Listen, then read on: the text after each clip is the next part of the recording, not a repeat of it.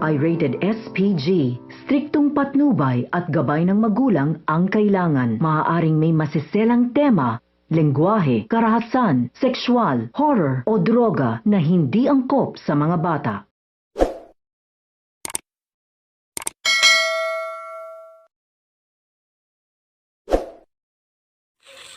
Nabuking na nga ni Marz ang pagtataksil na Thea at Paulo, kaya naiskandalo ang araw ng renewal vows ni Greg at Rina.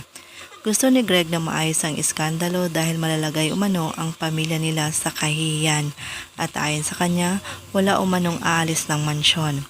Subalit desidido nga si Marz na umalis at dadalhin niya umano ang kanyang anak na si Jasmine. Kakausapin naman ni Greg si Paulo. Ayon kay Greg, natatakot umano siya sa pwedeng gawin ni Marz kapag nalaman niya na matagal na umano itong nagsisinungaling sa kanya, lalo na ang tungkol kay Ashley. Hindi naman makaimik si Paulo dahil sigurado ito na malaking iskandalo kapag nalaman ni Marz ang totoo.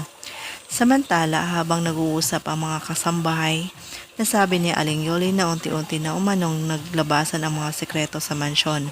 At dahil matagal na umano siyang saksi sa mga pangyayari, alam niya umano kung kailan ito bibigay. Sa ospital naman, mukhang magigising na nga si Jobert mula sa pagkakomatos. Susuyuin naman ni Paulo si Marz, subalit galit pa rin ito sa kanya dahil ilang beses na umano itong nagsisinungaling at tinanong siya kung meron pa ba itong tinatago. Dahil sa oras umano na malaman niya na nagsisinungaling pa rin siya, tapos na umano sila. Pagtapat na kaya ni Paulo sa asawa na anak niya si Ashley at matatanggap kaya ito ni Marz. Aabangan din natin guys dahil masusunog ang mansyon ng mga Turing Campo. Aksidente kaya ito or sinadya? Lahat ng yan ay ating abangan sa House of Lies. Maraming salamat po sa panonood. God bless.